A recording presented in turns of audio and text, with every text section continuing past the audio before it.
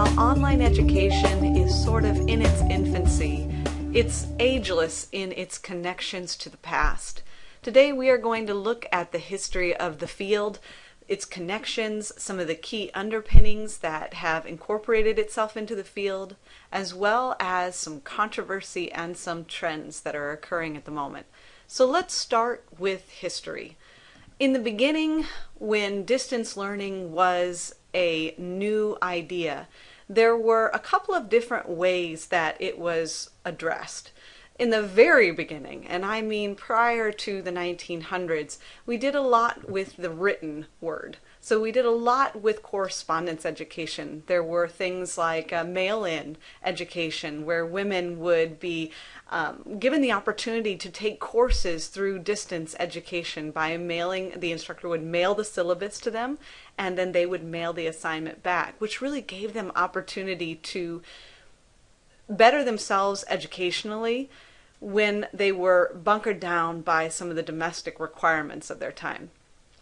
Following this sort of correspondence era, we have the radio and television era, and this really goes around the ages of 1920s to 1970s, where some of our education was done through the radio in terms of television and radio programs, and then through television series, and even a tool that you could post and create videos that could be projected in public television.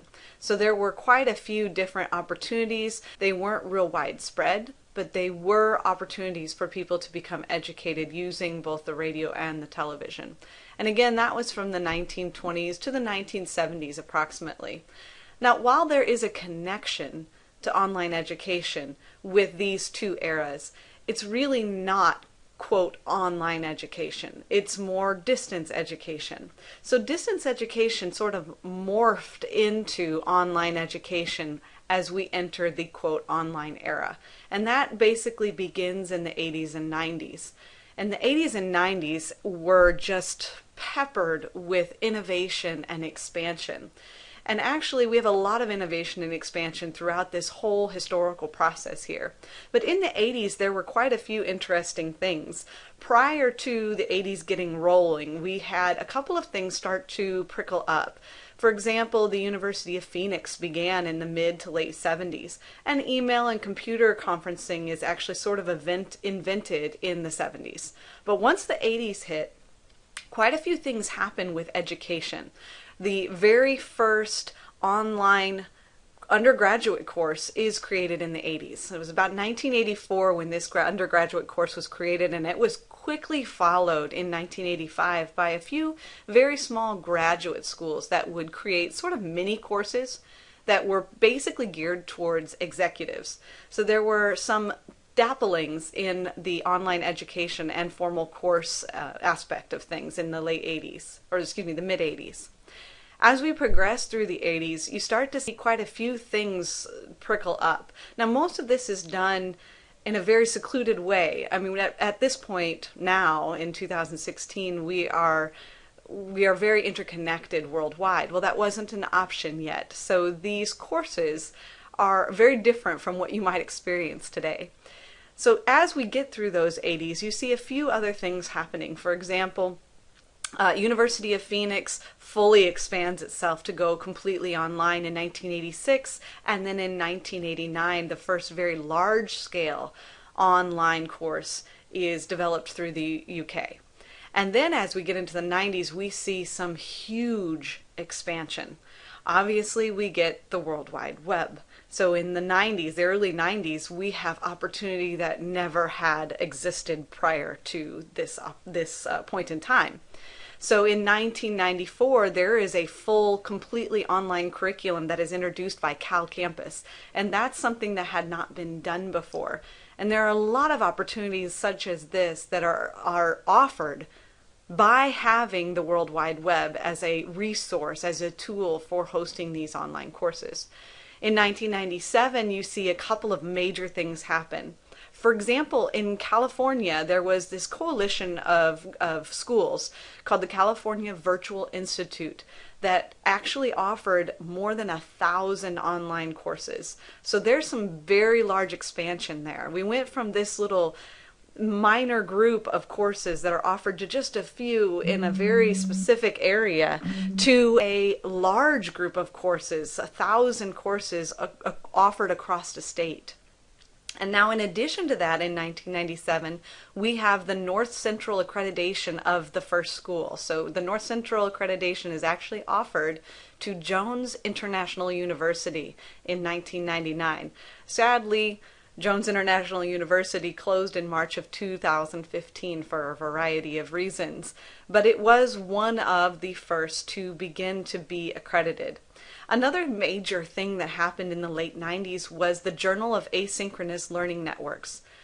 In the academic world, that's huge. It gave a solid place for research to be conducted and housed in order to show the opportunity and the research that is available in the field of online education. Now, when we get through the 80s and 90s, we begin to approach the new millennium and see a huge amount of growth and a focus on quality control. Now, this was a major thing in the new millennium. Quality control was kind of a major issue since we were sort of getting our feet wet with the idea of online education. Oftentimes, these for-profit groups, these for-profit colleges saw a lot of opportunity, and they saw options that could increase their profit margins by reducing, if having any overhead. So they saw the opportunity to make quite a bit of money, and therefore quality control started to become an issue. But in the beginning of the new millennium, we had a couple of really interesting things happen in the area of growth. In the 2000-2001 academic year, 90% of two-year colleges and 89% of four-year public institutions offered some form of distance education course, according to the National Center of Education Statistics. So there was quite a large amount of offerings available at that time. Imagine how we've progressed. We went from this small handful in the 70s and early 80s to 1,000 in the 80s and 90s to many, many courses available in the early 2000s. Another thing that was introduced in the early 2000s was the Open Courseware project, which was basically a free online resource that allowed people to access and deposit materials. It was created by MIT, and it became available to the public at that time. And at this time, in addition to the Open Courseware project, we also had 81% of colleges holding and housing at least one online class. So there was a large growth in that area as well. In 2007, we began to see the first ever MOOC, MOOC, massively open online course. That was a huge thing. I remember when I heard the word for the first time, MOOC, and I thought, I gotta try this. This is fantastic. You can take a course offered by some major institutions for virtually free, if not free in many areas, and get a very high quality set of instruction from that group. So the first MOOC is developed in 2007, and that leads to some major change in a lot of areas. Now in 2009, you're going to see some big expansion as well. The number of students that are taking online courses had jumped over 180%. So it has expanded significantly, and some research says that at this point, actually this was as of 2014, we're up to 358% or 360% more than we had in the early 2000s. And even more than that, one of the major things that we saw when looking at the idea of quality control was that there was a shift in the ability to create and develop courses that were of high quality. Because the demand was so high and so many people were looking to get into this market, quality began to increase, and the federal government began to get involved. So there was some quality there too, federal and state. So we actually saw in 2014 a survey of CEOs and small business owners, and 3/4 of them said that they now saw, as of 2014, 2012 to 2014, they now saw the online education in equal to the face-to-face education. So this was something that was pretty big. And we saw a large move to international connections as well. Foreign students from outside of the United States began to see this as an opportunity. So there was a large influx of students that were outside of the US that desired to take these online courses, and so beef up the amount of courses offered and the quality of those courses. Now, when we move to current, so somewhere between 2013 to now, we see a couple of additional things. Not only do the CEOs of small businesses and even major companies see the quality of the courses, but academic leaders do as well. 77% of academic leaders in 2015 rated online learning outcomes as the same, or in some cases even superior, to those of the face-to-face instructions. And then as of 2014, 98% of public colleges and universities offered online programs. So again, huge growth, huge expansion, and again, a focus on quality control. Now, today, you can get, quote, educated in a number of ways. From a formal institution, through a MOOC that is available for free or close to free in many cases. You could even Google for a YouTube video on a subject that you're interested in, or listen to a podcast on a topic area of your interest. There are numerous ways to get educated, not necessarily all formal, but all ways of learning online. So the number of students that take these online courses is projected to even more so, quadruple in the future, to see a large shift in not only the quantity of courses, but also the quality. So this is something that historically kind of leads us to see some progression. Now, not only do we have progression in numbers and quantity, but we have changes in philosophy and theory that have happened throughout history. Now, I see philosophy and theory as very interconnected. I see often that theory can influence philosophy and philosophy can there mold theory. So there's quite a few things that impact each other, and they're so interconnected. And there are a couple of philosophies / theoretical perspectives that were really heavy on learning and then in subsequent impact online learning. One of those major ones from ages past is behaviorism. This was seen as something that was a very structured, very linear process where learning is seen through a change in observable behavior. So kind of influenced or developed by Thorndike, Pavlov, and Skinner, this was something that was seen as a philosophy of education or theory of education, of learning. That you would be rewarded and therefore learning would occur, or you would be punished and therefore learning would occur. So it was very much focused on observable behavior. Now, it should be noted that behaviorism, with its emphasis on rewards and punishment, really looks at measurable outcomes. So there was a lot of focus on standards and measurements and so on, which is something we are still looking at today. Now, after behaviorism, we're sort of in the midst of it. We see a new aspect of learning, a new idea, and that is constructivists. Constructivism is a little different from behaviorism, where it is not necessarily reward and punishment. Instead, it is the creation of knowledge, the building of knowledge. In many cases, you see people discussing constructivism in different ways. Some people talk about constructivism as the individual constructing their own knowledge, while others talk about constructivism in a social aspect. So there's a connection of social behavior creating the learning. So that's social constructivism, basically. And social constructivism looks at learning environments as opportunities for students to dialogue and connect and therefore create meaning. So online communities at first didn't really fit well with this philosophy because we had very, again, linear processes in the online realm. Whereas now you see a lot of opportunity for constructivist learning with some of the advanced tools that we have. But this didn't stop here.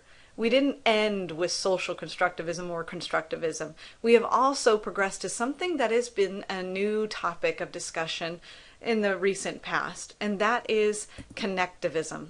And connectivism is something that is very integrated.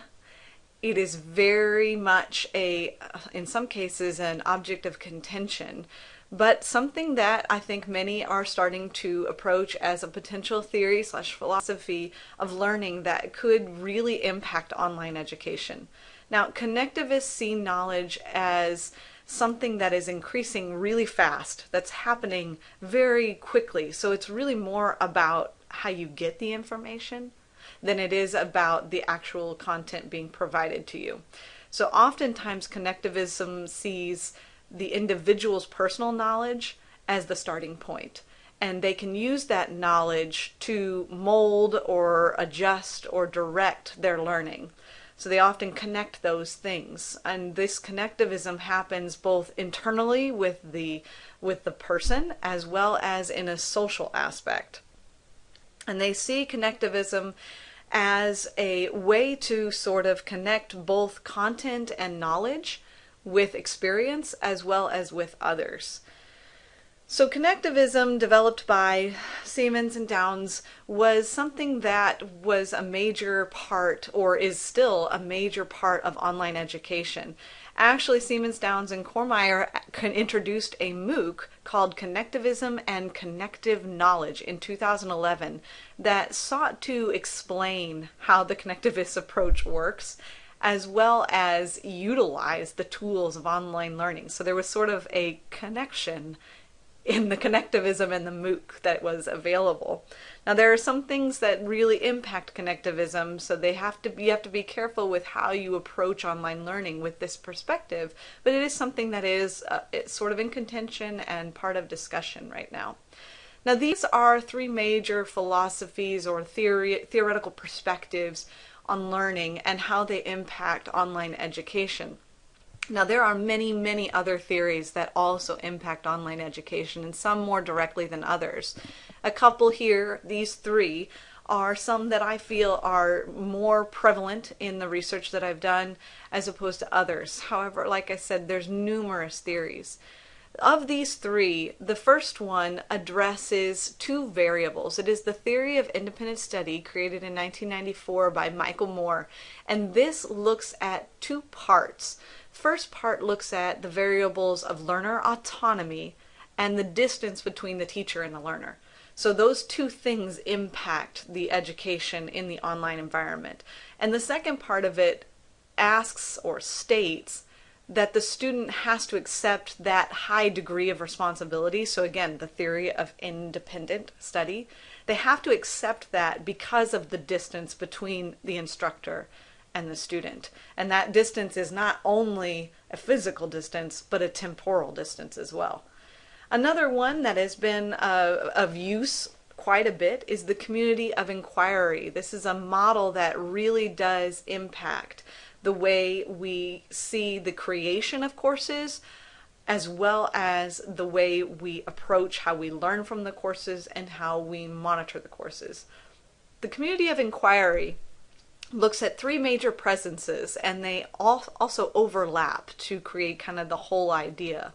The three major presences are the teaching presence, social presence, and cognitive presence. So the teaching presence comes obviously from the instructor and how they are present in the course and how they create the course. The social presence is the community of the students, as well as the community of the instructor with the students and how the course is set up.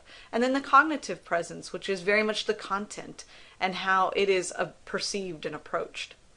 So that's the community of inquiry. And then finally we have the online collaborative learning, which, although it was coined online collaborative learning in 2012, it sort of stems way back to the computer-mediated communication perspective, which is something I learned about ages ago in my communications courses.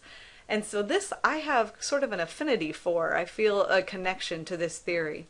But it basically is a model of learning in which students are encouraged to support each other and to work together to connect and create knowledge. I see this as very much connected to connectivism in its own way. But online collaborative learning really looks at community, and it looks at the connections of the students and the students with the instructor. This is something I find fascinating. Now, in addition to these theories, there are many, many others. As you can see, I'm throwing out a few here, which I couldn't possibly address in depth, but it is something that it's been connected to the idea of online learning or even distance learning throughout the 80s, 90s, and current day. So there are a number of theories. Just these past ones were the ones that I thought I had seen quite a bit of. Now, in addition to theory, we have some sociocultural underpinnings. So basically things that are making quite a big difference in the way we see online education and those that participate in it. Now, there are a number of things that we look at when we consider the idea of sociocultural underpinnings, and it starts really with its definition. How do we define online learning? And specifically, how do we define it from the perspective of culture? In many cases, the definition or the idea of online learning is really seen as an artifact. It's concrete. It's something that is solid, that we can look at, that we can manipulate. But if you think about online learning as an idea as opposed to an artifact, you can see quite a different perspective taking shape. Culture does influence online learning. It influences on the institutional level, it influences on the instructional level, in content, and it influences those learners. I oftentimes think of the definition of online learning as something that is very malleable. It's fluid in a way. It changes based on the tools we have available, as well as some of the needs and desires of the current culture. Sometimes the need is quite different from year to year. So the definition, depending upon the culture, depending upon the social situation, will certainly change as we progress. Another thing that is a major sociocultural underpinning is the appeal of these courses. What is it that draws students in? Now, oftentimes we see nonverbal cues and physical closeness of ourselves to an instructor as a major plus in face-to-face education. And it is. Having that oral education can be very engaging. It can be easy to connect, and again, to get instant feedback from your instructor is huge. But what is it that appeals to the culture that we have now that maybe wouldn't be as appealing because it's not an opportunity in a face-to-face course? Well, oftentimes students, apart from the fact that they are connected to online learning because they enjoy the idea of being at home in their pajamas and doing homework, often students enjoy the opportunity to pause and think and to ask their questions with a little bit more thought, or to reflect on a video or a writing in more detail and to expand on that and have the opportunity to rewind to make sure they really got it. So even though that oral aspect is not the same, it's still there. It just can be rewound. So there's opportunities that we wouldn't have had in the situation that we have had in the past, where we only had the opportunity for either correspondence education or for a face-to-face situation. So appeal has been a huge impact. And obviously our culture is very comfortable with technology compared to 15, 20, 30 years ago. So the appeal is also in that as well. Next here we have current research.